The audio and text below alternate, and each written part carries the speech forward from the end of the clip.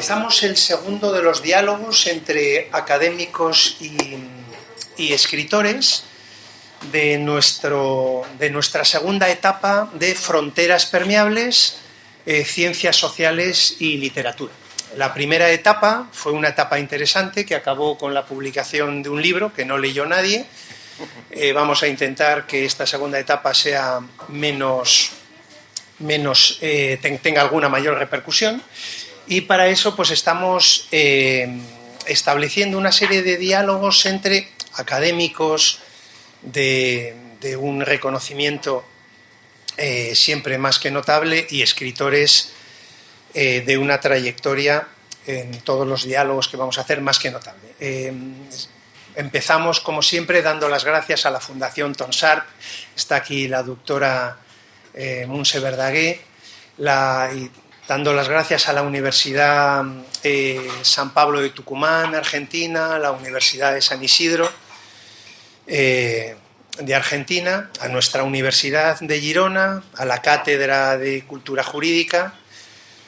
Y bueno, vamos a empezar con este segundo diálogo que tiene que ver con los vínculos entre la narrativa, la novela y la historia. Y en concreto, los vínculos entre un ámbito de la historiografía, los estudios sobre el franquismo, y la novela que se contextualiza en esta época de nuestra vida.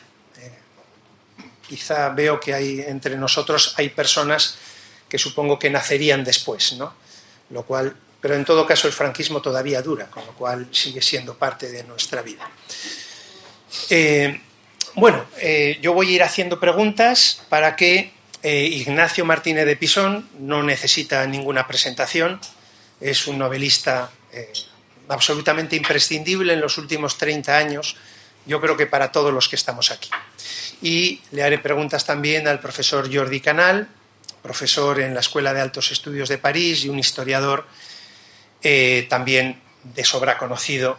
Me parece que no tendría ningún sentido que recorriera ahora su currículum. Vamos al tema, que es lo que nos interesa, vamos a hablar de lo que supone el vínculo y las relaciones entre la novela que contextualiza, que se centra, que narra de alguna manera lo que fue el franquismo, y los textos, los libros de historia que nos intentan traer lo que fue esa época desde otra perspectiva, ¿no?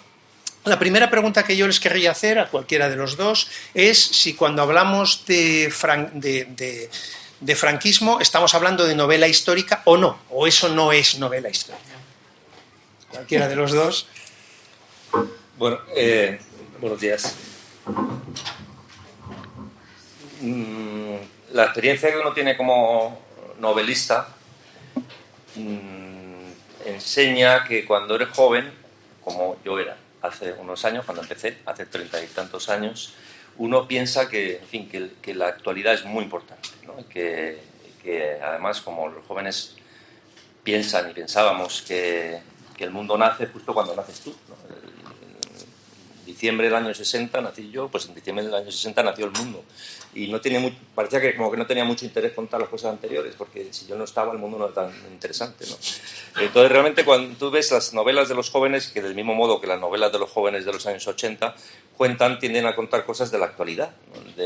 Y solo cuando te vas haciendo mayor empiezas a darte cuenta de que esa actualidad no la puedes entender si no retrocedes a una etapa anterior que explica y se proyecta sobre el presente, y que para entender esa etapa anterior tienes también que retroceder unos cuantos años más. Claro, los que nos hicimos adultos con la transición y que en algún momento pensábamos que la transición era el momento más importante de la historia de España para todos, pues para entender la transición también tenías que entender el franquismo. Y para entender el franquismo tenías que saber algo de la Guerra Civil, y para saber algo de la Guerra Civil tenías que entender también la Segunda República. Entonces, de todas estas etapas históricas, ¿cuáles de ellas proyectan todavía su vigencia en el presente? Pues yo creo que todas. Es decir, difícilmente lo que está ocurriendo ahora estamos hablando del año 2021, muchas de las cosas que están ocurriendo ahora difícilmente podrían entenderse sin acudir a claves que están en un pasado que se remonta a los años 30 y, por supuesto, desde el año 31 para aquí, ¿no?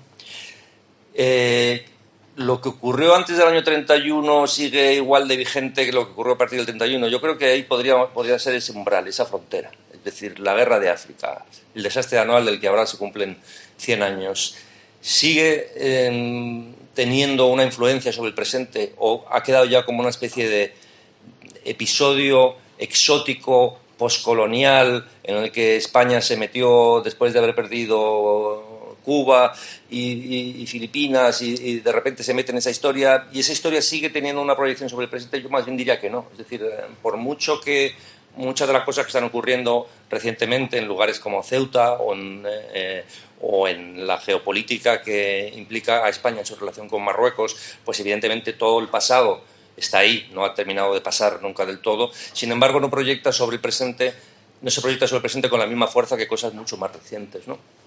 El franquismo es algo tan reciente como que yo viví los últimos 15 años de franquismo.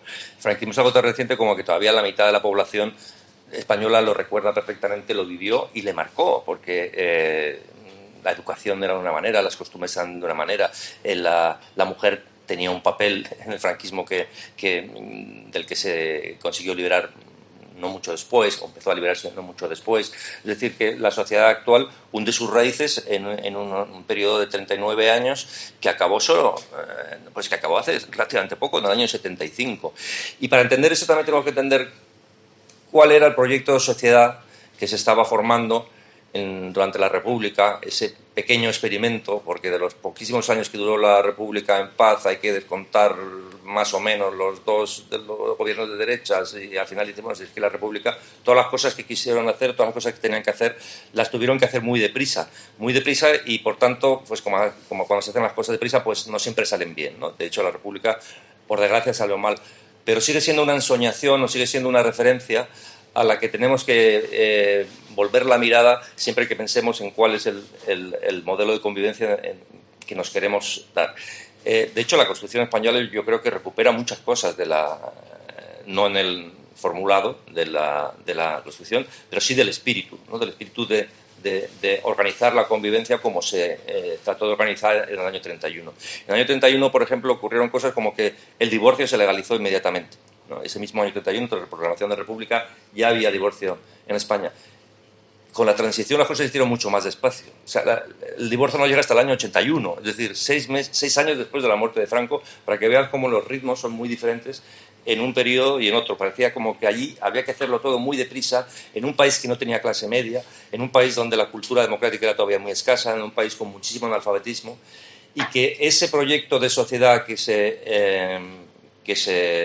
intentó sacar adelante y que no hubo tiempo o no se dieron las condiciones, se ha hecho más despacio y mejor en el año 78 y que de hecho pues, los 40 y tantos años de convivencia en paz que hemos tenido y de cierta prosperidad y desde luego de libertad, pues se deben a cómo se configuró la convivencia a partir del año, en torno al año 78. Entonces, si hablamos ya del punto de vista del novelista, pues es que todo lo que cuentes de cualquiera de esas fases de la historia de España es que sigue vivo todo y por tanto uno no puede observarlo con los ojos con que se observa el pasado cuando haces novela histórica, que casi siempre te fijas un poco pues, en las cortinas de Damasco, el mobiliario de la época, las raras costumbres de los reyes del siglo XVIII. Es decir, casi siempre la novela histórica parece que se detiene más en el atrezzo, porque ya aquello, digamos, el foco de influencia se ha apagado y parece que lo que importa de ese pasado es el atrezzo, la decoración, el vestuario, los peinados, el rape que tomaban, esas cosas, ¿no? Mientras que las cosas que se cuentan sobre las décadas que han influido, que siguen influyendo en el presente, lo que importa es algo más profundo y que tiene mucho menos que ver con la decoración y con el vestuario y con ese atrezzo, ¿no? Bueno, yo diría más o menos, es decir, mi conclusión es la misma que la de Ignacio, pero voy a intentar contarlo de manera distinta. Es decir, yo creo que, primero de todo, novela histórica es algo muy poco definido. Es decir, quizás estaba definido en la época del romanticismo, que es cuando aparece la novela histórica, que es ese momento del romanticismo de buscar hacia atrás, de los Walter Scott y otros, digamos, para reconstruir o para construir ese presente complicado de la época de la industrialización y del capitalismo. Pero, digamos, hoy, ¿qué es la novela histórica? Claro, si por novela histórica entendemos una novela que hable o que se sitúe en un periodo histórico, todo sería novela histórica. Es decir, cualquier novela ambientada en cualquier momento que nosotros ya consideremos que es historia sería novela histórica. Y en cambio no necesariamente todas las novelas ambientadas en una época, aunque sea una época pasada, son necesariamente novelas históricas. Pueden serlo, pero no. ¿Hasta qué punto La guerra del fin del mundo de Vargas Llosa, publicada el año 1981 y que se refiere a hechos de casi 100 años antes, 1896-1897, en el estado de Bahía, en Brasil, es una novela histórica? ¿No? Trata de historia, trata de hechos históricos, sí, pero ¿es una novela histórica? Esa la primera cosa. Y luego, o incluso, digamos, ¿son novelas históricas los episodios nacionales? Yo no lo tengo tan claro. Digamos, ¿tratan de historia? Claro, básicamente son reconstrucciones literarias de la historia. Más que una novela histórica, yo diría que es una historia novelada, que es otra cosa distinta a una novela histórica, me parece, o a lo que entendemos por novela histórica. Digamos, yo creo que queda claro que son novelas históricas las de Santiago Posteguillo, por ejemplo, es decir, esas novelas ambientadas en la época romana, en la época medieval, pero ¿hasta qué punto El nombre de la rosa es una novela histórica? Y yo no lo tengo tan claro. Y luego está la cronología, que me parece, a partir de qué momento consideramos que algo es histórico. Claro, hacemos historia del franquismo, pero no necesariamente el franquismo es una historia lejana o una historia que no nos interroga, como decía Ignacio. Yo no tengo tan claro esa cosa que has dicho tú, José María, de que el franquismo pervive. Yo creo que el franquismo no pervive, pero sin el franquismo no se entiende el hoy. Y quizás esa sea la buena definición. Es decir, la novela histórica debe hablar de tiempos que van más allá de los orígenes de nuestra sociedad, para decirlo de alguna forma. Es decir, cuando en el siglo XIX, vuelvo a Galdós y otros hacen novela moderna, que ellos le llaman moderna, o Balzac en Francia, o esa de Queiroz en Portugal, ellos quieren hablar, porque consideran que la novela debe hablar de eso, quieren hablar de los orígenes de su tiempo. Y los orígenes de su tiempo para Galdós es la guerra de independencia. Para el Galdós del sexenio democrático es la guerra de independencia. Luego, cuando Galdós ya es mayor y hacia 1912 escribe sobre la Restauración, quizás ha corrido el tiempo histórico, pero quizás podríamos decir que no son novelas históricas aquellas que hablan de los orígenes de nuestro tiempo. Claro, la cosa siguiente es cuáles son los orígenes de nuestro tiempo, y ahí, si para el Galdós del sexenio era la guerra de independencia y el nacimiento de la España contemporánea, quizás para nosotros los años 30 está bien visto, sería un buen momento. Yo creo que el año 30, a nivel de consecuencias culturales, sociales, económicas, políticas, tiene mucha más importancia 1930 que 1939.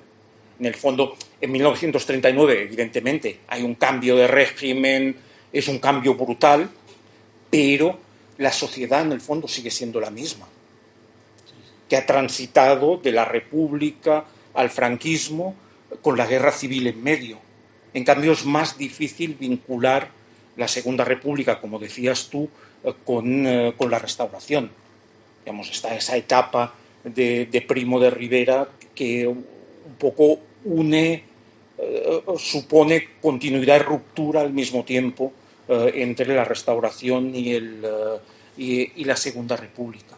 Por tanto, y concluyo, por tanto, a mí me parece que la novela sobre el franquismo no puede ser novela histórica. Pero y os pregunto a los dos, en relación con lo que acabáis de decir, quizá podríamos diferenciar entre historia y memoria.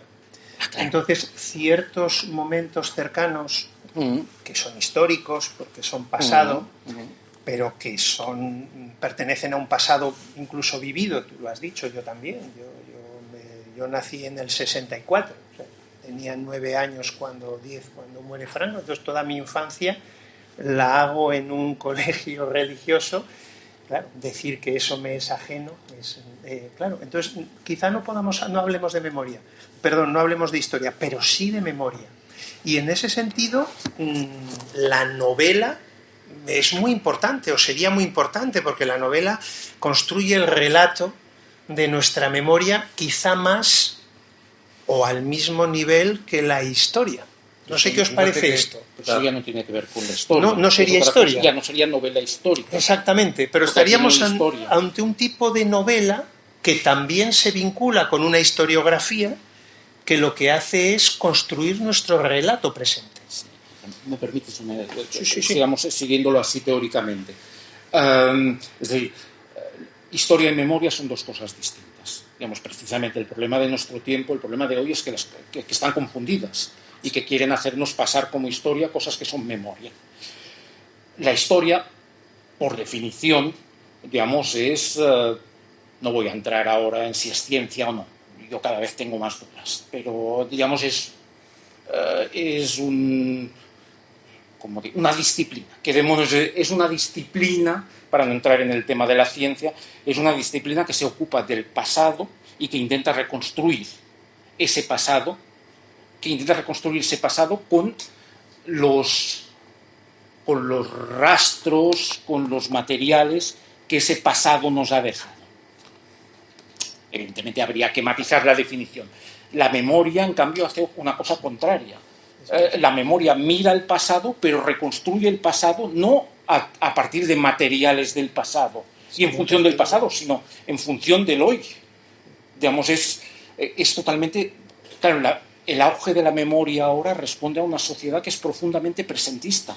Y por eso, a ver qué opina, en el ámbito de la memoria, el diálogo entre novelistas e historiadores es mucho más fructífero, mucho más cercano y mucho más imprescindible, diría yo, ¿no? Bueno, de todas maneras, es que creo que el siglo XX no es el siglo de la novela, como lo fue el XIX. Seguramente eso que has dicho hace un minuto de que la novela generó el relato del pasado, ¿no? De la historia, seguramente eso era verdad en el siglo XIX y no lo es tanto en el siglo XX. En el siglo XX, aunque solo sea porque ya existe el cine, aunque solo sea porque empieza la televisión a mediados del siglo, aunque solo sea porque la historia como disciplina se ha desarrollado, digamos, la novela pierde esa exclusiva, esa especie de monopolio que tenía en el siglo XIX, que realmente, pues, acabáis de mencionar algunos autores y algunos títulos, realmente la novela era tan importante como para crear naciones, o sea, la novela era tan importante como para crear tradiciones. O sea, el kilt de los escoceses no existió nunca, los clanes de los escoceses nunca existieron, todo lo inventó Walter Scott. Walter Scott fue capaz de inventar una nación, de inventar Escocia. Escocia, que estamos ahora con los referéndums, no existiría, los referéndums de ahora no existirían sin Walter Scott, que escribió hace un siglo y medio, ¿no? Ni Cataluña sin Bofarull, Balaguer y compañía. Bueno, y ni el País Vasco sin Navarro Villoslada, es decir, que hubo una tradición, hubo una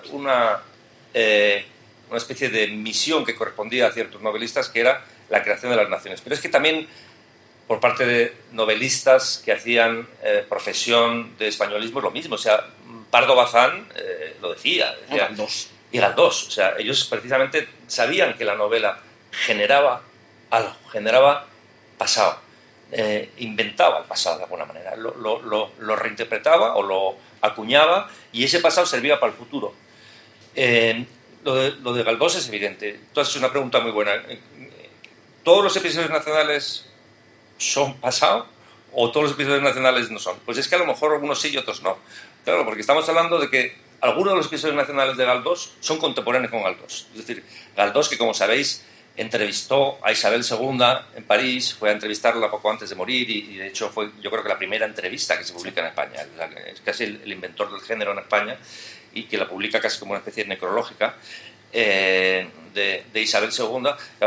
Va a visitar a la reina, que para entonces lleva ya 40, 30 y tantos años exiliada en París, porque Isabel II ha sido una de las protagonistas de su novela, pero es de sus 40 y tantos novelas, ¿no? de sus las diferentes, algunas series de los episodios nacionales. Pero es que los episodios nacionales empiezan mucho antes del nacimiento de Galdós. Empiezan efectivamente incluso antes de la Guerra de Independencia. Empiezan en Trafalgar, ¿no? Luego te cuenta la Guerra de Independencia. Todo eso, para un señor que se va a Madrid con 17 y 18 años en el año 60 y tantos, me parece, en 1860. Pues él nace en el 43. Pues en el 60, en el 60 y poco de Madrid, cuando empieza más o menos a escribir, 61, creo. En los años 60, imagínate lo lejos que le queda la Guerra de la Independencia, o la batalla de Trafalgar, ¿no? Pero él nos lo va a contar desde un punto de vista de novelista, pero también desde un punto de vista de pedagogo, porque en aquella época todo servía para hacer historia. Es decir, es la época en la que las diputaciones provinciales hacen aquellos certámenes de pintura histórica. ¿Has visto esos cuadros horribles que hay gigantescos, ¿no? La campana de Huesca, el sitio de no sé qué, ¿no? En todas las diputaciones provinciales hay unos cuadros que ocupan unas paredes gigantescas, ¿no? Esos eran, todos los años había unos certámenes de novela histórica. El Gran Día de Gerona, que está expuesto aquí, es de la Diputación. Pues también eso servía para crear historia. Es decir, es también la época en la que empiezan los primeros planes de estudios, el plan de estudio de Moyano, que incorpora la historia como asignatura. Es decir, no será muy consciente del pasado hasta mediados del siglo XIX, porque no será muy consciente porque no había hecho falta, porque realmente la idea de nación era una cosa muy vaporosa, era una cosa que, bueno, hasta las Cortes de Cádiz, ¿España qué era? España eran unos territorios que se desgajaban, se volvían a unir, era un patrimonio inmobiliario de una familia real, y a veces se lo repartían entre los hermanos, traían un rey de Italia, y decían, tú eres de Nápoles, pues vente para aquí, como quien tiene unos negocios de mercerías ahí, repartidos por diferentes ciudades, y que de repente podías pasar de llevar mercería a Loreto a llevar otra mercería en una ciudad más grande, porque has demostrado que puedes administrarlo más o menos bien. Pero la idea de nación, que ya existía la palabra, y efectivamente sí que existía la idea, pero no nace hasta, en España por lo menos, hasta las Cortes de Cádiz. Entonces ya sí, la soberanía pasa de ser recibida por un señor, que es el rey, porque la ha investido por la gracia de Dios, es decir, su soberanía procede directamente de Dios, pasa que la soberanía ya es del pueblo, y el pueblo se une a través de los representantes y decide, ¿no? Y van a decidir sus propios destinos, ¿no? A partir de ese momento ya se puede hablar más o menos de una idea de nación, ¿no? Aunque también luego las fronteras van a cambiar, pero ya sí se puede empezar a hablar de algo parecido a España. De hecho no teníamos ni bandera, no había nada, o sea, la bandera era la bandera de las fuerzas navales, ¿no? La bandera española es de mediados del siglo XIX también, ¿no? Es decir, lo que se está creando es una nación. Y al mismo tiempo que se está creando una nación, que es España, que la están creando novelistas como Pérez Galdós, como Emilia Pardo Bazán, lo están creando esos pintores, Casado de Alisal, todos estos pintores, el que pinta Los amantes de Teruel, todos estos, ¿no?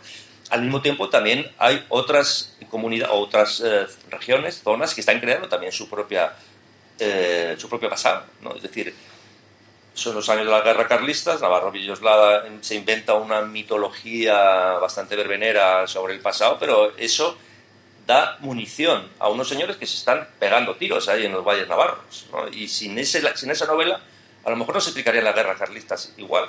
Y sin una literatura que surge también en la Cataluña, entonces no se entenderían muchas de las cosas que hay ahora. Entonces, por eso te digo que, por mucho que los novelistas creamos todavía que podemos generar un marco que nos permite interpretar la historia, incluso reescribirla o escribirla, no tenemos ninguna influencia en comparación con la influencia que de verdad tenían los novelistas del siglo XIX, que es que ellos creaban países, creaban naciones. O sea, realmente ellos no es que reescribían el pasado, escribían el pasado. O sea, de repente ellos descubrían la historia.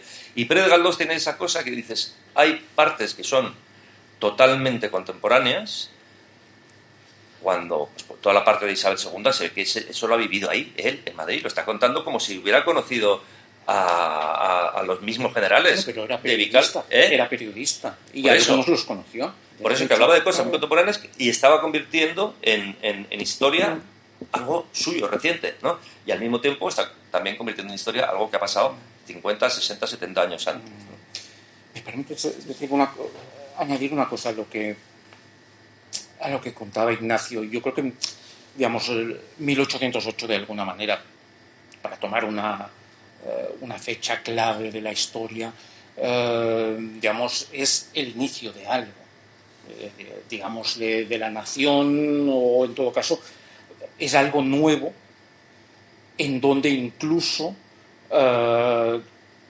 los novelistas van a jugar ese papel, los novelistas, los pintores juegan un papel muy importante, los que descubren ruinas, todo eso ayuda a construir esa nación, a construir un país, algo que no existía antes. Es decir, y a España antes se la conocía como monarquía católica, antes del 8. Es la monarquía católica entre dos continentes, para decirlo de alguna forma, que es un agregado. Algunos historiadores discuten incluso si eso es un Estado. Es decir, si la monarquía puede ser un Estado. O la monarquía, el hecho de lo que tú decías, de que te pueda repartir el territorio de esa manera. La monarquía empieza a generar una administración. Claro, XVIII, pero eso poco a poco. Sí. No necesariamente una monarquía es un Estado. Eso, digamos, Antonio de España y otros lo discuten. Pero a lo que quería ir, digamos, 1808 significa un cambio muy importante. De ahí que para Galdós y para otros ese es el momento. Esos son sus orígenes. Digamos, si van más allá de 1808, eso es un pasado que no les interroga directamente. En todo caso, les puede interrogar sobre, si se preguntan sobre la grandeza de España y luego redescubren el siglo de oro, para decirlo de alguna forma. Pero, en todo caso, no les implica como base de su presente. Pero es que en 1808, aparte de lo que supuso la Guerra de Independencia, con sus muchos muertos, destrucciones, cambios de reinado, pérdida de toda la América continental, para España es un momento de cambio también cultural profundo, es decir, tan profundo que las palabras no significan lo mismo antes que después. Es lo que los historiadores, filósofos alemanes como Koselleck o Kentin Skinner, los ingleses, hablan de un periodo 1750-1850 en donde se están creando nuevos conceptos, nuevas categorías. Hay una revolución semántica. Y tú decías, la palabra nación. Claro, la palabra nación existe antes de 1808. Lo que ocurre es que no significa lo mismo. Digamos, ese periodo de cambio ha resignificado la palabra. Antes nación eran los que hablaban la misma lengua o los que vivían juntos. A partir de 1808, nación tiene un componente político en la definición, que no tenía antes de 1808.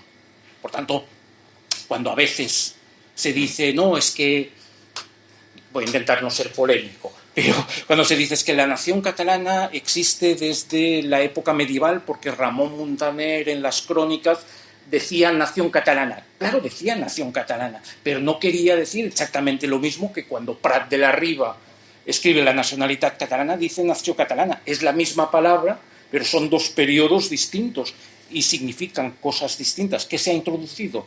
Que cuando hablas de nación en el siglo XIX ya estás en la época del nacionalismo. Y eso lo cambia todo.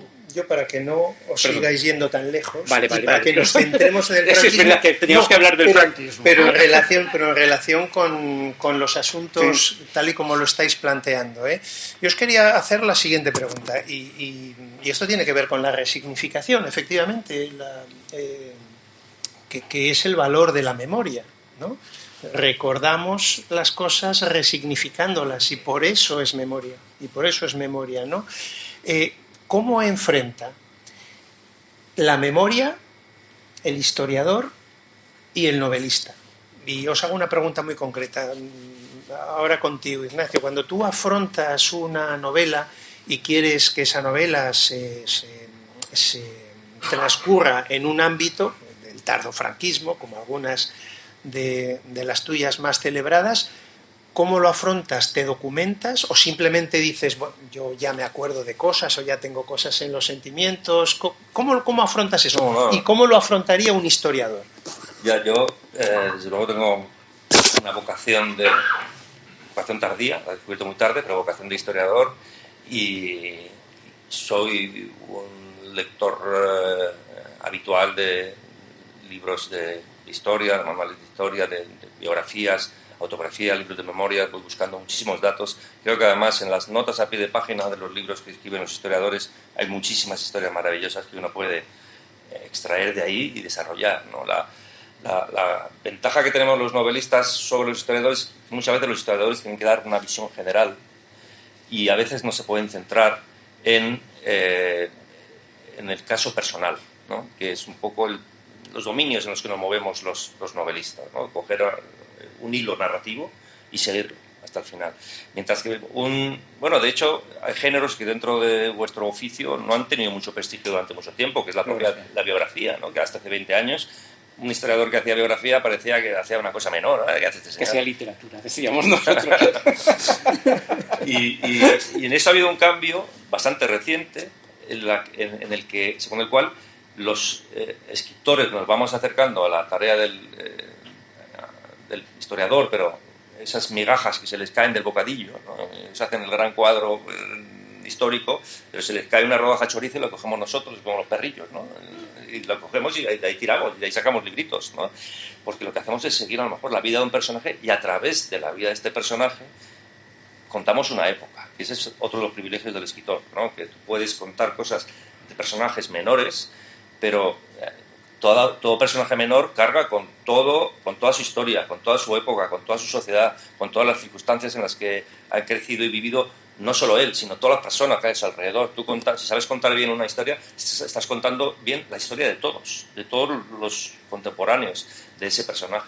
Entonces, para mí, desde luego, mi propia memoria, mi propio arsenal de recuerdos, mi propia imaginación es insuficiente para escribir. Yo tengo que recurrir a material ajeno, a material que han ido recopilando historiadores, y gracias a eso pues he podido seguir escribiendo, porque si no habría llegado un momento que diría, bueno, que ahora ya no sé qué contar, porque lo he contado, todo lo que yo era capaz de imaginar ya lo conté en el año 96. A partir de entonces empecé ya a buscar testimonios ajenos, historias contadas por otros. De hecho, es la parte más bonita de mi trabajo ahora, cuando me documento, cuando en alguna ocasión, cuando he tenido que escribir, pues, por ejemplo, sobre la brigada político-social, que había muy poca bibliografía, pues conseguí, por medio de un periodista ya muerto, Xavier Binadé, conseguí, que él me contara muchas cosas, porque él era un periodista muy activo en los años de la transición, pero además conseguí que me pusiera en contacto con un policía de la brigada político-social, y entonces me contaba cómo eran las cosas en Vía Layetana y tal, me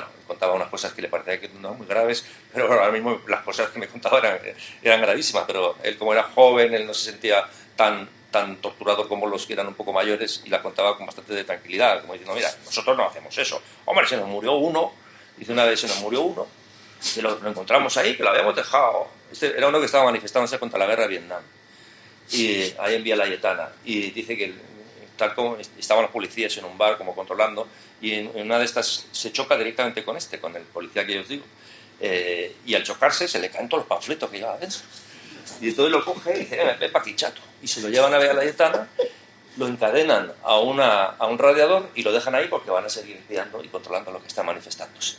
Y cuando vuelve al cabo de 2 horas se lo encuentran muerto, y no tenía ni documentación, no habían hablado con él, no sabían si era español, extranjero, no sabían nada de él, ¿no? Y entonces dice, ¿qué hacemos con este? A menudo lío. Pues por suerte había obras en un patio trasero de Vía Layetana, y había unos camiones que sacaban escombros por la noche. Y cogieron al joven lo metieron ahí entre los escombros y lo tiraron con los escombros al Garraf, O sea que... Y esto me decía él como diciendo, nosotros ya no hacíamos eso, eso lo hacían los hermanos Kretsch, ¿eh? Los hermanos Kretsch eran los malos, nosotros éramos buenos, ¿eh? Pero claro, ahora mismo sale esto de que lo hace la policía, es un escándalo, ¿no? Entonces a mí me gustaba mucho, o sea, siempre que he podido he hablado con gente y he leído y he investigado y he ido a archivos. A mí me gustan mucho los archivos. Y ahora tenemos una ventaja, sobre todo los que nos dedicamos a cosas del siglo XX, a lo que nos gusta contar el siglo XX, que son las hemerotecas online. Es que es un material maravilloso. Un material maravilloso porque tú ahora entras y además como está todo digitalizado, tú... Claro, yo escribí un libro sobre Filek, el estafador este que engañó a Franco con una gasolina que era agua del río Jarama con unos extractos vegetales. Como tiene un apellido así muy peculiar, pues yo no tuve más que entrar en las hemerotecas online, las dos principales que son la Biblioteca Nacional de Madrid y una página, una hemeroteca que se llama Prensa Histórica. Y entonces entras ahí y pones Filek, y de repente te sale todo lo que había en todos los periódicos sobre Filek, y no tenía más que bajarte los PDFs. Claro, 15 años antes, escribiendo sobre José Robles, tenía que irme a la hemeroteca de Madrid. ¿Os acordáis cómo son esos sitios para ver los periódicos? Que tienes ahí unas ruedecillas, que lo ves en positivo, o sea, en blanco sobre negro. Por supuesto no puedes, tienes que estar todo el rato mirando a ver si aparece el nombre de la persona, y te tienes que pasar todos los periódicos, el Progreso de Lugo, el Adelantado de Salamanca, no sé qué. Dices, a ver si encuentro algo. Ahora no, ahora coges y encuentras todo inmediatamente. Entonces, esa labor de pequeño detective histórico que va siguiendo rastros en la prensa, en los archivos, que además trabajan muy bien los archiveros, enseguida te localizan lo que quieres, vas y te lo dan, o te lo mandan, incluso no necesitas ni que vaya. Eso me ha facilitado muchas cosas. Gracias a los adelantos técnicos de los últimos 10, 15 años, he encontrado muchísimo material para contar historias, para armar las historias. Antes de que conteste Jordi, porque yo creo que una gran ventaja del novelista, cuando tú dices, entonces voy detrás y estas migajas que se le caen al historiador, pero claro, el novelista tiene esa luz de que hablas de un ser humano, ¿eh? Que eso muchas veces a los historiadores se les escapa. El historiador con las estadísticas, las estructuras, y resulta que aquello es enormemente frío. El precio del trigo en la provincia de Teruel, tema apasionante. Claro, claro, y aquello, la formación del Estado claro, y el novelista resulta que te cuenta la vida de una persona que sufre, que padece, y claro, eso comunica, hablando de memoria y de conocimiento, comunica. Yo ahí sí que en esta comunicación entre novelistas e historiadores, ¿qué tiene que, a ver qué dice Jordi, qué tiene que aprender un historiador de un novelista? Hombre, esa sería una cosa, ¿eh? Luego ya veremos qué tiene que aprender. Bueno, pues tú ya lo has dicho, un novelista se documenta, busca la hemeroteca y tal, pero yo creo que los historiadores en eso, yo creo que Jordi estará de acuerdo con eso, ahí hay un aprendizaje que realmente... Bueno, antes de que te hable Jordi, te voy a decir una cosa. Los historiadores de ahora escriben mejor. Porque hasta hace no muchos años los historiadores escribían solo para historiadores. Era horroroso. Y ahora los historiadores escriben libros que podemos leer cualquiera. ¿no? Sí, de eso hablamos luego cuando hablemos de escritura creativa. Bueno, en eso los historiadores, no todos, pero bueno, algunos sí. Pero bueno, yo creo que se han planteado muchas cosas. Digamos, cuando tú contabas lo del individuo que se les murió en la comisaría, recordaba tú el día de mañana, ese que se les muere en la comisaría. Pero bueno, digamos, yo creo que habíamos empezado con la historia y memoria. Y yo diría que el historiador frente a la memoria lo que debe hacer es, entre comillas, combatirla. Es decir, combatir esa idea que se ha generalizado de que la memoria es como la historia. Memoria e historia son dos cosas distintas, nada que ver una con la otra. Digamos, una parte del pasado para explicar el pasado, la otra parte del presente para explicar el pasado. Tanto, historia y memoria son dos cosas distintas. Quizás lo que sí podemos hacer y debemos hacer los historiadores es poner un poco de orden en la memoria histórica. Es decir, intentar evitar esos errores de bulto que se cometen día a día por privilegiar la memoria frente a la historia, y que las cometen nuestros políticos cada día, que se cometen institucionalmente cada día. Es decir, cosas tan sencillas y que como estoy pensando en Cataluña, por ejemplo, la creación del Memorial Democràtic. Es decir, podemos utilizar el término democrático tal como lo entendemos hoy para referirnos al pasado de la Segunda República? Para ellos sí, es lo mismo, pero para un historiador no debería ser lo mismo. Es decir, para concretar más, los comunistas y los anarquistas de los años 30 buscaban la democracia. No, buscaban el triunfo de la República, el triunfo... de crisis del claro, parlamentarismo. pero no era la democracia tal como la entendemos hoy. Por lo tanto, cuando una institución que se llama Memorial Democrático lo reivindica como demócratas, está traicionando, es decir, no está haciendo historia, está haciendo memoria, que es otra cosa distinta. Es parte de un hecho real, que sabemos cómo acabó la guerra, y no sabemos qué habría pasado. Exactamente, de otra manera. exactamente. Claro, los que vivieron la guerra desde un punto de vista de la democracia parlamentaria, pero no eran anarquistas ni comunistas. No, yo te digo solo los... Ya, en aquel momento pensaban que ya una vez que había estallado la guerra, España no tenía solución, ¿no? La tesis de Charles Nogales. Sí. Pero claro, luego piensas, bueno, Italia, o sea, si hubiera ganado la República, Italia no se convirtió en un país de la órbita comunista. No, es decir, lo que tenían estos es que fuera a convertirse en una dictadura comunista y no está claro tampoco. El problema es que no podemos saber. Pero te pongo otro ejemplo concreto. Sí. Santiago Carrillo. Santiago Carrillo, es decir, si a mí me dicen el Santiago Carrillo de la transición y de después de la transición era un demócrata, yo diría que sí.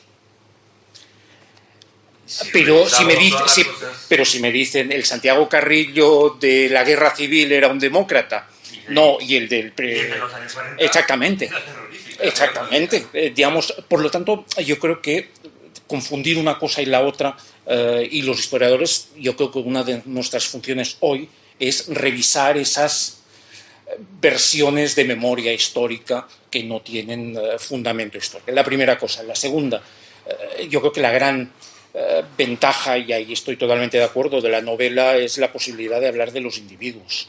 Digamos, los historiadores tenemos mucha dificultad en reconstruir a los individuos, eso que yo llamo de carne y hueso. Es decir, siempre nos quedan unos personajes que no son creíbles. La única manera es cuando entramos en la biografía, pero tú lo decías, la biografía, digamos, estuvo muy mal vista hasta hace 20, 30 años. De hecho, hay un libro reciente que no me acuerdo ahora cómo se llama, que dirige Borja de Riquer sobre personajes de la historia de Cataluña, ha salido hace un año o así, que en el prólogo nos descubre que los historiadores podemos hacer biografía. A ver, ni tanto ni tampoco, digamos, podemos hacer biografía, pero venimos haciéndola desde hace 20 o 30 años. Además, con éxitos, claro, más que aplaudidos, sí. Por parte de, yo que sé, Carmen, ¿cómo se llama?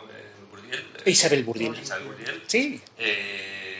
Ana Caballé. Exactamente. O sea, de repente ves las biografías tan buenas Sí, que están saliendo claro. ahora y que encima gustan y se llevan premios. Claro, Al final, pero fíjate, una parte de tu oficio, pero ahí también, y eso se vincula con la otra cosa que habéis comentado, la biografía, aparte de que nos permite acercarnos a un individuo, no necesariamente a un gran individuo, que esa es otra de las diferencias. Una de las grandes críticas de los historiadores, sobre todo en la etapa del marxismo, a la biografía era que hablaba de grandes hombres. Digamos, no necesariamente, sabemos desde El queso y los gusanos de Ginsburg, que se puede hacer... Claro, ese es un libro clave. O digamos, ese es el libro que cambia totalmente el juego de las biografías. Para pero, que no lo explicamos un poco por si alguien no lo conoce, porque es un libro que en España no es muy conocido. Bueno, yo creo que Carlos Ginsburg, para que no lo conozca, es el hijo de Natalia Ginsburg, que es una escritora maravillosa, y de Leone Ginsburg, que fue asesinado en una cárcel en Roma durante los últimos años de la Segunda Guerra Mundial, por torturado hasta la muerte por un nazi. Y Carlos Ginsburg es un historiador que es desde esa tradición literaria que ha mamado en la familia, ha sabido fusionarlo y hace un libro, ese del queso y los gusanos, que a partir de unos documentos de la Inquisición investiga, o sea, sigue el caso de un molinero. De un molinero toscano, me parece que es, ¿no? Que tiene unas ideas peculiares sobre la creación del mundo. Para él, el mundo dice que era como un queso, y de repente en el queso salen unos gusanos, y los gusanos generan vida. Y entonces este hombre llega a la Inquisición y dice, mira, bajo, que no, en los dogmas de la Iglesia te dicen que eso no es cierto. Y dice, bueno, pues si no es cierto, ya después de unas cuantas torturas, dijo, bueno, pues lo retiro. Pero el hombre lo seguía creyendo. Y entonces, al cabo de 2 años o 3 años, vuelve a decirlo, de que eso luego Salomón dice, mira, majo, ahora sí que no te he pasado por aquí, ahora ven que te vamos a ejecutar, ¿no? Y entonces lo que hace Carlo Ginzburg es, a partir de esos documentos, contar la vida de esa persona, la posibilidad de que alguien así tuviera esas creencias tan extravagantes, ¿no? Y contar también el conflicto que hay entre reforma y contrarreforma en ese momento, porque claro, lo que te está contando es el gran cambio ideológico que se está produciendo en ese momento y cómo este es una víctima muy menor de aquel choque de ideas, y de visión del mundo. Pero claro, ese libro es de lectura tan apasionante como una novela y de repente, pues esa escuela histórica, como llamaban las microhistorias, pues tuvo cierto éxito y sigue teniendo, y no solo eso, sino que los novelistas nos vamos acercando y algunos a veces hacemos también microhistorias, ¿no? Yo creo que el libro de Ginzburg es posiblemente, para mí es el libro más importante escrito de historia en todo el mundo en los últimos 50 años. Y con una introducción historiográfica. Él era consciente de lo que hacía. Las primeras 50 páginas, él dice, bueno, lo que se trata de hacer esto. Y además no solamente utiliza técnicas literarias, sino que utiliza técnicas cinematográficas también. Yo creo que es un libro impresionante. Pero siguiendo con eso, la biografía es lo más cercano que hemos hecho los historiadores a la literatura. Y por lo tanto es donde, digamos, el historiador también puede escribir de una manera más literaria. Y eso tiene que ver con lo que... De Antonio Escurati sobre Mussolini. ¿Eso es novela? Sí. ¿Es historia? Porque, claro, se inventa algunos diálogos, pero la mayoría de los textos de Mussolini hasta la mano. Pero es que ya no hay historia y novela pura. Eso ya ha dejado de existir hace tiempo. Aquí os hago una pregunta justo en este punto, en relación con esta biografía, por ejemplo. Que está ahí por casualidad, sí.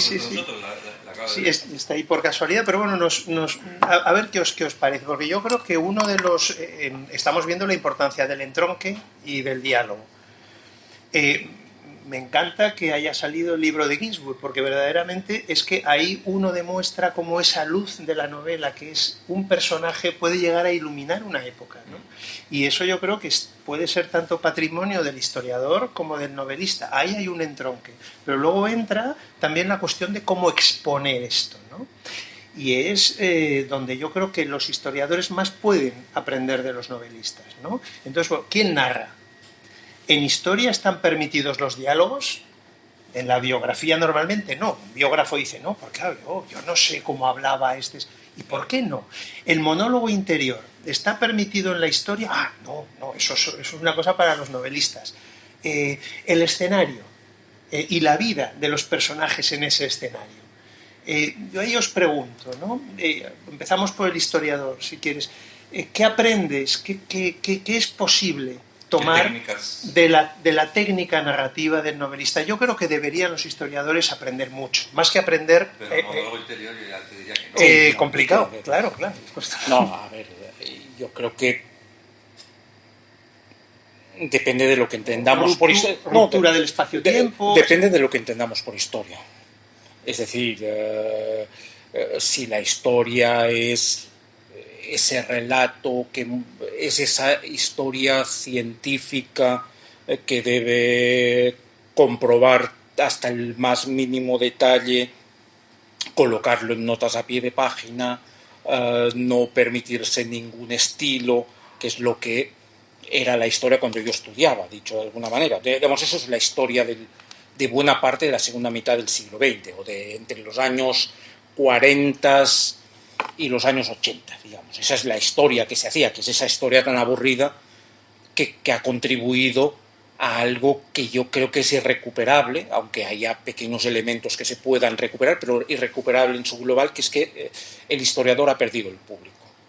Digamos, nadie lee. Es decir, si tú puedes leer a un novelista, ¿para qué vas a leer un historiador con lo mal que escribe?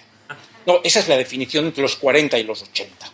Esos libros, digamos, mal escritos, y además mal escritos, y lo digo también por experiencias propias, mal escritos adrede. Es decir, porque los historiadores consideraban en aquella época que si se entendía lo que decían un poco como los sociólogos. Sí. Si se entiende lo que te digo, aquí hay un problema. Digamos, hay que ser oscuro, mal escrito. Si escribes demasiado bien, eres un literato. Yo todavía en la universidad he oído esta expresión. Alguien que intentaba escribir, le ponía estilo, eso era literatura, que era lo peor que podía hacer un historiador. Evidentemente, eso es del siglo XX. Antes del siglo XX, el historiador y el novelista se confunden. El Voltaire de Luis XIV, el Luis XIV de Voltaire, quiero decir. Eso ocurre desde que el historiador crea su disciplina, 19 y sobre todo principios del 20, y que considera que hay que separarse tanto como sea posible de la literatura. La literatura es el enemigo. Nosotros contamos la verdad. La literatura juega con las mentiras. Y por lo tanto se acaba creando que una de las maneras de distinguirse es escribir mal. Porque si escribes mal, nadie te puede tomar por un literato. Eso es lo que se ha impuesto entre los 40 y los 80. A partir de ahí, yo creo que esa era una de las grandes... hay excepciones. Ginsburg, Chartier, los ingleses, digamos, los ingleses en general... que los ingleses nunca abandonaron la biografía y nunca acabaron de caer en esa perversión del conflicto entre escribir e historiar. Gente como Hobsbawm o como Thompson o como Raymond Williams nunca eran marxistas, pero no acabaron de caer en la trampa. Nosotros tenemos que salir de ahí. El historiador debería aprender a escribir, pero cuando digo aprender a escribir son varias cosas. Una, debería aprender de los novelistas, de que se puede narrar de maneras distintas, y la historia cada vez más claramente es narración, es relato. Por lo tanto, aprender a relatar, no necesariamente los historiadores debemos siempre relatar del principio al fin, lineal. Se pueden hacer experimentos. Ginsburg lo hizo, otros lo han hecho, otros lo intentamos a veces. Esa es una parte, pero hay otro problema en la escritura, y es que los historiadores durante mucho tiempo han considerado que la escritura no forma parte del proceso histórico. Es decir, el historiador escoge un tema, va a los archivos, consulta bibliografía, hace hipótesis, y finalmente, cuando tiene las cosas más o menos claras, las evacúa, de alguna manera. Eso es la escritura. La escritura no forma parte del proceso histórico. Es decir, las universidades te enseñan a ir al archivo, a consultar un archivo, pero nadie te enseña a escribir un libro de historia. De ahí que los historiadores escriban tan mal la historia y no sean capaces de distinguir que hay públicos distintos en la historia. No puedes escribir de la misma manera una tesis doctoral que un libro de historia en una revista de síntesis. Y si lo haces, estás matando, tu relación con el público. Por lo tanto, hay mucho ahí, me parece, por aprender. En ese pacto... Y la comunicación. Claro. Que yo quería el libro de José Robles, ¿cómo se titula el libro de Ignacio? Enterrar a los muertos. Enterrar a los muertos, que es un libro que, mira, no vamos a recomendar otro, pero este verdaderamente es un libro extraordinario. Y es un libro de historia, tú dirías, es un libro de historia, o es una novela o de periodismo, pero claro, tú consigues... yo es de los textos que creo que le sirven para saber qué pasó en cierta época de la República, en ciertos estratos, y la desgracia de la represión que padece gente tan demócrata como el personaje del que tú hablas, ¿no? Y claro, y ahí utilizas todas las técnicas de la novela. Por eso yo creo que es un libro tan necesario. Digamos, del pacto entre el historiador y el lector hay una cosa que es irrenunciable, que es el rigor documental. Es decir, por eso creo que no entrarían monólogos interiores, donde la subjetividad pues, puede deformar las cosas, o entras en un mundo ambiguo, no suficientemente riguroso, ¿no? Los diálogos, claro, los diálogos, pues realmente puedes poner diálogos, sí, ahí no había nadie, ¿no? Salvo que alguien te lo cuente, salvo que haya un testigo que lo haya escrito o que te lo haya contado. Los diálogos tú no los puedes imaginar, ¿no? Cuando unos señores se encuentran en la cárcel o están en capilla porque van a ser fusilados al día siguiente, ¿qué haces? ¿Imaginar? Ya, yo creo que es complicado. Excepto que no lo marques, perdón, voy en tu sentido, excepto que el historiador no lo marque como algo probable. Ya. Es decir, yo creo que existe la posibilidad, estoy totalmente de acuerdo, yo creo que todo lo que el historiador diga debe poder documentarlo. Hay un pacto con el lector que es, aunque yo no te ponga una nota a pie de página, eso que te estoy diciendo puedo demostrarte, te lo puedo demostrar, pero hay un momento en el que el historiador, yo creo que puede permitirse el lujo de imaginar, siempre y cuando imaginar no es inventar, imaginar es cómo formular una hipótesis, es decir, teniendo en cuenta que A, B, C, D, puedo imaginar que las cosas fueron de esa manera, pero debe advertirlo. Y es esa sería mi condición. O sea, yo totalmente de acuerdo, pero no solo, es que si no, el libro queda cojo. Yeah. Yo el otro día, en el primer diálogo, yo ponía de ejemplo la biografía, como era el primer sobre biografías, la de David Lodge sobre Henry James, el autor. Claro, ahí hay monólogo interior, hay de todo. Y Lodge te dice al final, mira, estas han sido mis fuentes y todo tiene un fundamento. Y yo lo que hago es, con todas estas fuentes, dar vida a este personaje. Es que si no, el libro queda cojo. Yo en esos libros no me atreví a esas cosas. Me parecía que era precisamente dar ese paso que no debía dar y meter literatura donde solo quería meter hechos documentados, ¿no? En algún caso me ocurrió, vuelvo a hablar de este Philek, de este estafador.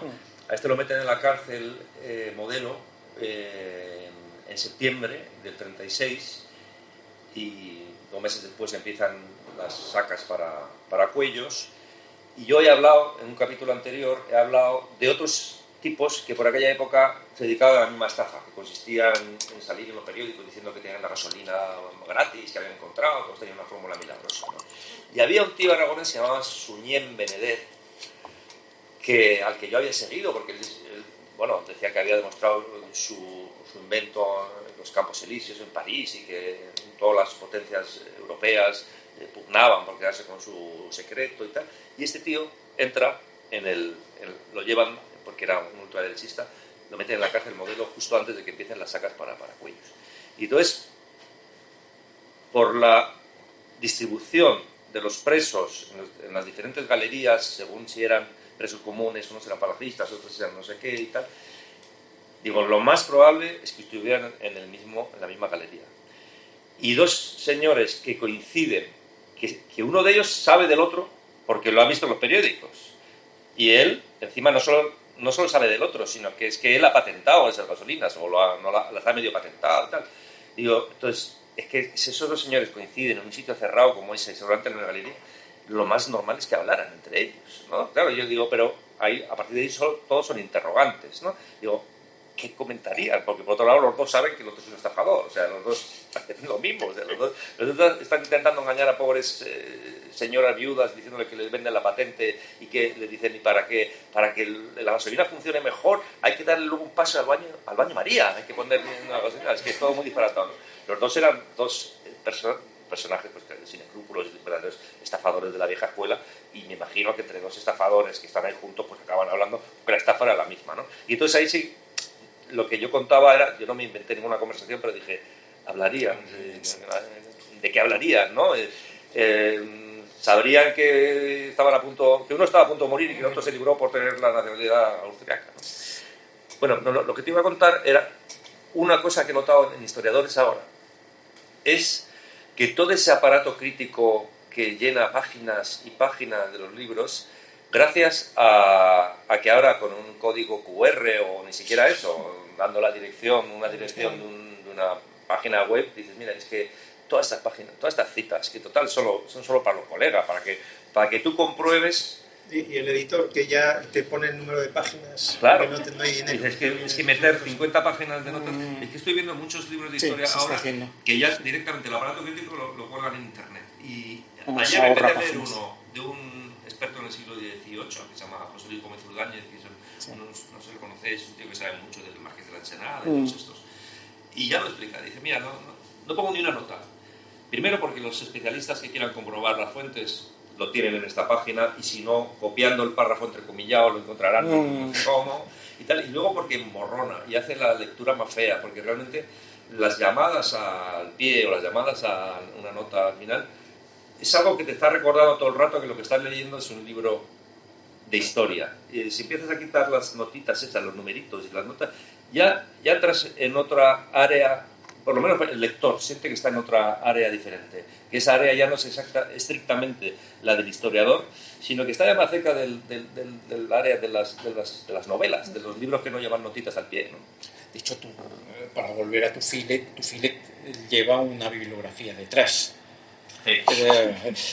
No, yo creo que tú decías lo de enterrar a los muertos, pero a mí me parece, digamos, a mi Filet me fascina como novela. Ayer la he vuelto a leer ahora y me sigue fascinando. Yo creo que es una gran encuesta histórica, escrita por un novelista. Es decir, muy bien escrita, muy bien estructurada, pero es una encuesta histórica, eso es evidente. Dicho eso, vuelvo sobre el tema de la imaginación. Es decir, yo creo que es imposible hacer historia sin imaginación.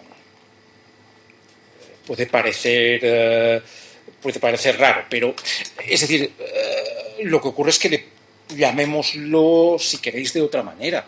Es decir, durante la historia científica del siglo XX, a imaginar le ha llamado formular hipótesis.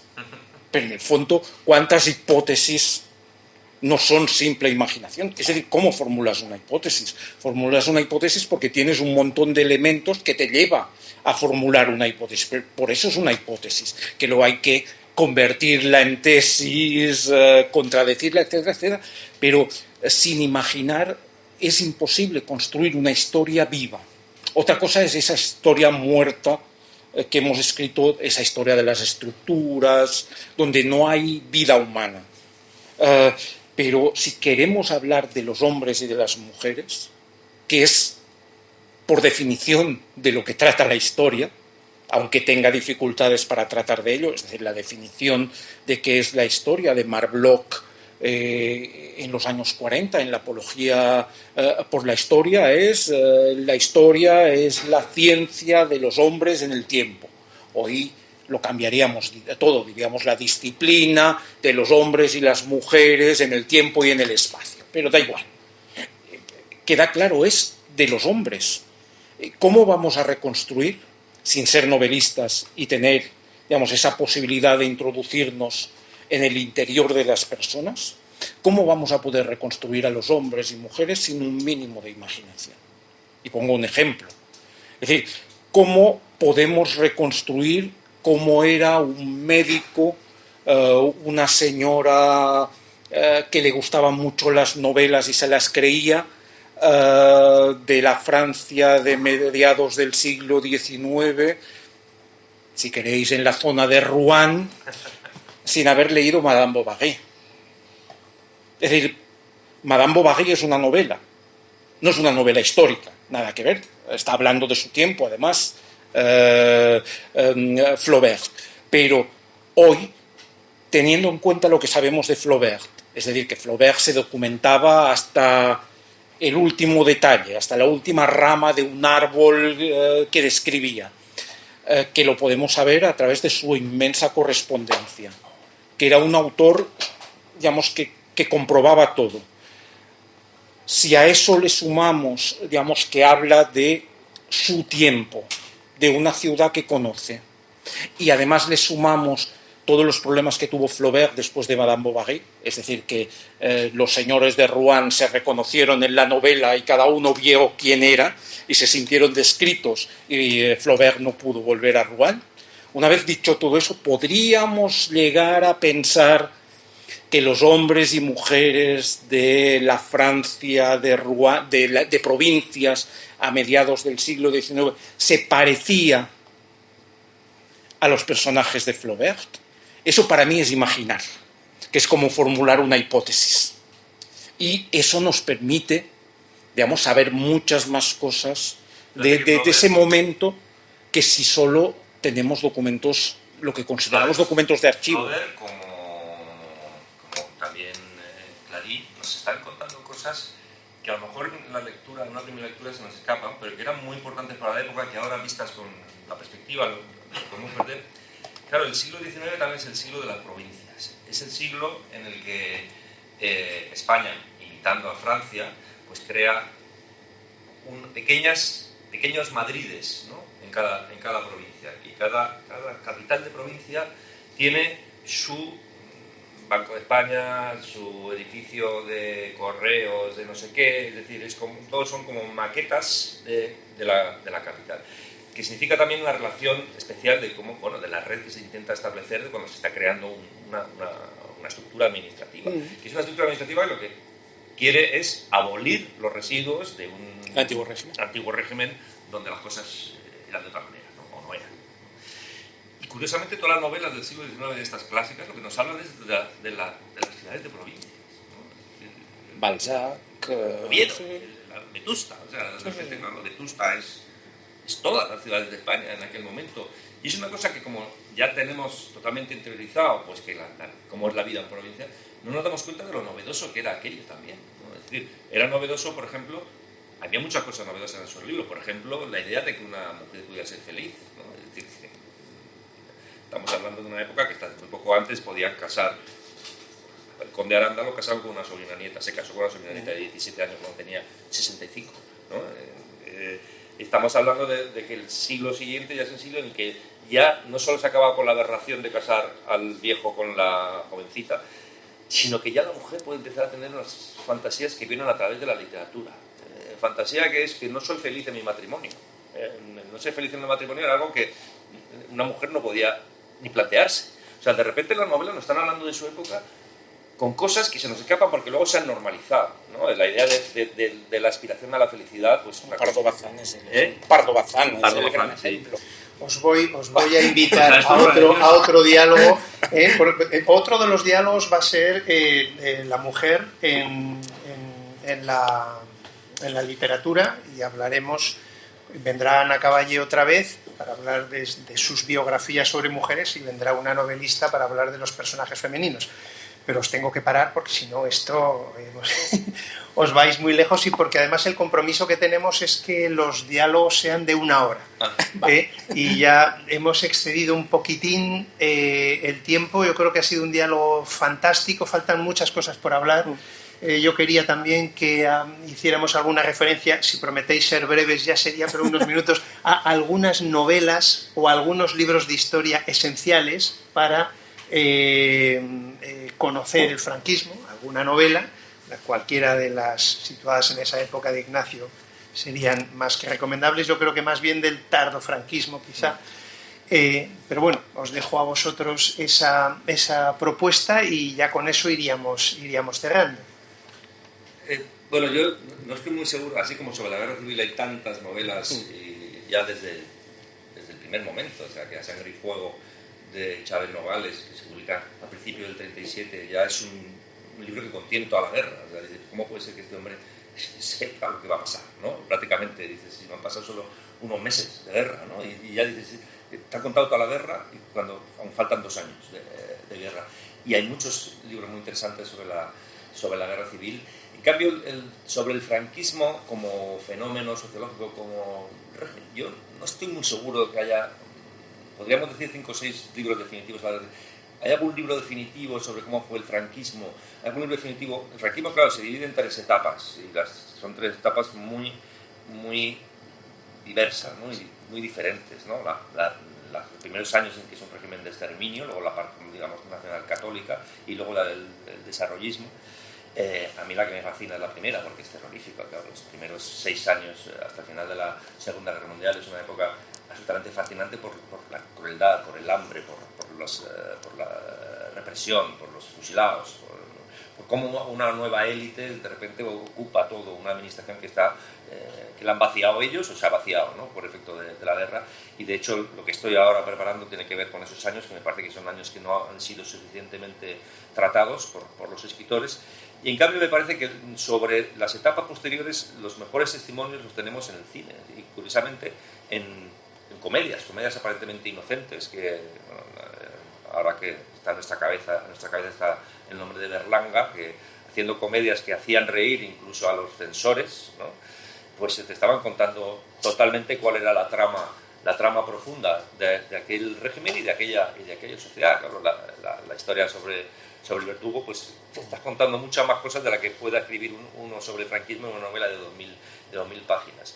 Y luego sí que ha habido, pues, sobre la última etapa, bueno, algunas grandes ha escrito alguna cosilla sobre los primeros años del franquismo, alguna cosilla, quiero decir, me parece que 2 novelas, o tal vez 3, no sé, sobre aquellos episodios que llama ella episodios de una guerra interminable, que tienen mucho interés y sin embargo de la última parte del franquismo no sabría yo decirte muy bien una gran novela. Me gusta mucho el de Cercas, El impostor, por ejemplo, ¿no? Pero tampoco habla del franquismo, habla de un estafador, ¿no? Habla de un falso anarquista, un hombre que ha engañado a todos. Estás viendo la sociedad, estás viendo cómo es la transición, estás viendo cómo... Pero en realidad no sé si ha habido muchos novelistas que hayan puesto la mirada o que hayan sabido captar bien el espíritu, ¿no? del franquismo. Pero yo creo que tú, digamos, que tus novelas reconstruyen bien en los últimos años, desde los 30 hasta los 80, digamos, y sobre la última etapa del franquismo. Hay cosas que ya por contar. Sí, pero estoy pensando... El protectorado, ¿te acuerdas que lo cuento? Sí, claro. Eso no lo había contado tampoco nadie, digo, es una cosa muy interesante. Bueno, pero tu novela, esa de las 3 generaciones, es espectacular, digamos. No sé, yo prefiero que los novelistas españoles... Eso es Derecho Natural, No, Derecho Natural es la de Lenin Russo. La buena reputación. Sí, la buena reputación. Es espectacular, y son 3 generaciones de la historia de España. Es un tema tan apasionante como el protectorado después de la guerra civil. Fíjate toda la literatura que hay sobre el protectorado en los años 20 y antes de la guerra, pero sobre el protectorado desde el 39 hasta el 56, que es cuando termina, es que no hay nada prácticamente, muy poca cosa, ¿no? Con lo cual digo que los novelistas que no se fijen, ¿no? Ya, que me dejen todo eso, lo quiero yo. No, yo creo que ese recorrido, estoy recordando del primer franquismo, también algunas de las cosas de Ramiro Pinilla, por ejemplo. Bueno, Ramiro Pinilla pero eso es otro estilo muy distinto del tuyo. Pero tiene esa vocación de contar un mundo entero. Sí, ¿no? sí. Es decir, A través de esa higuera, ¿cómo se llama? De la novela, La higuera. La higuera es espectacular. No, y la trilogía, estas colinas verdes, Valle Rojo, ¿cómo es? Sí, Colinas Rojas, Valle Verde, ¿no? Que es gigantesca, lo que está contando todo el País Vasco. O sea, se está contando todo el País Vasco del siglo XX. Y es impresionante. Pero claro, no es exactamente el franquismo, porque No, el País Vasco es otra cosa, es como lateral. A mí me recuerda mucho a las de Chirves, para otro momento posterior. La corrupción Sí, Chirves final, me parece un autor también. Es un gran referente. Y no te sabría decir mucho más. No. Bueno, pues gracias por haber venido. Terminamos aquí nuestro segundo diálogo. Ha sido súper divertido, súper entretenido y súper formativo. Así que muchísimas gracias a los dos. Un abrazo para todos. Gracias.